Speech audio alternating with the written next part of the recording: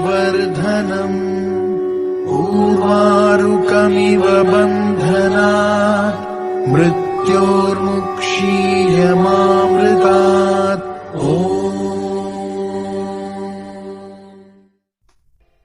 हर हर महादेव।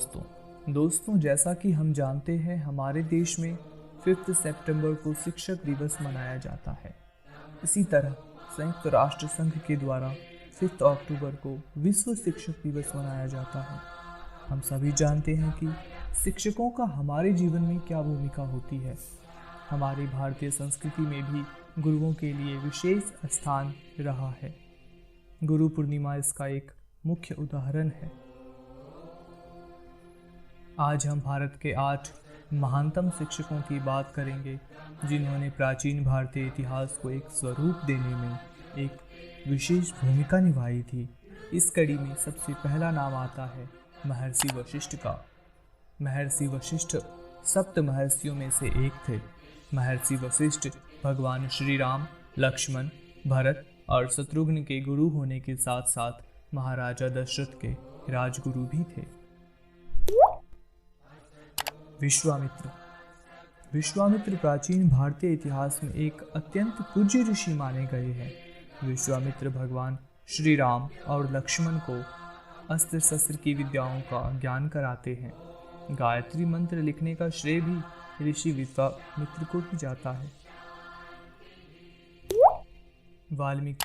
वाल्मीकि ऋषि मुख्यतः रामायण के रचयिता के रूप में जाने जाते हैं, परंतु उन्होंने ही माता सीता को वनवास में आश्रय दिया था तथा उनके दोनों पुत्र लव और कुश के शिक्षक बनकर उन्हें भिन्न भिन्न प्रकार के सभी अस्त्र शस्त्र आदि विद्याओं का ज्ञान कराया था।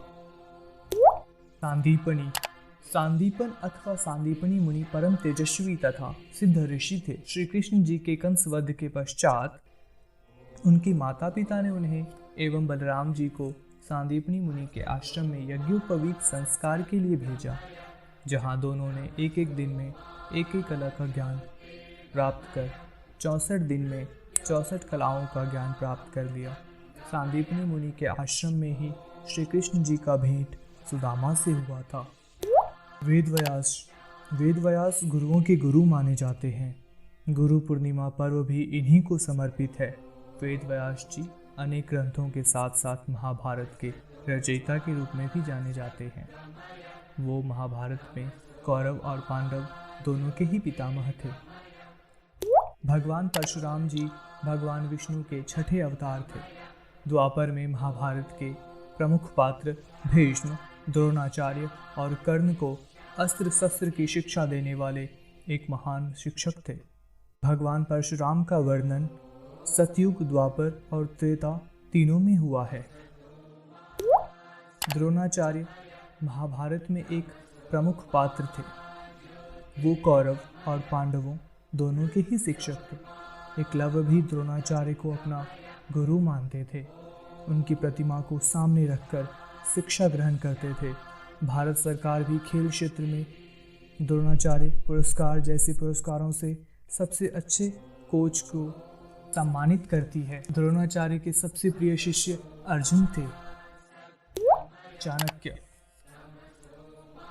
विष्णुगुप्त एवं कौटिल्य के नाम से जाना जाने वाले आचार्य चाणक्य का मगध में जन्म हुआ और उन्होंने शिक्षा तक्षशिला विश्वविद्यालय से ग्रहण किया और वहीं महान शिक्षक भी बने। उन्होंने अपनी शिक्षा के बल पर एक साधारण से बालक को समस्त भारत का सम्राट बना दिया।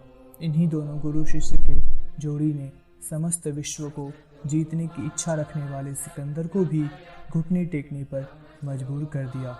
कालांतर में वो नालंदा विश्वविद्यालय के कुलपति के पद पर आसीन हुए। दोस्तों, हम इसी तरह से और भी कई विषयों पर डिटेल्ड वीडियोस बनाकर डालते रहेंगे। धन्यवाद दोस्तों। जय हिंद, जय Bharat. Hey there. Subscribe to my channel and also press this bell icon.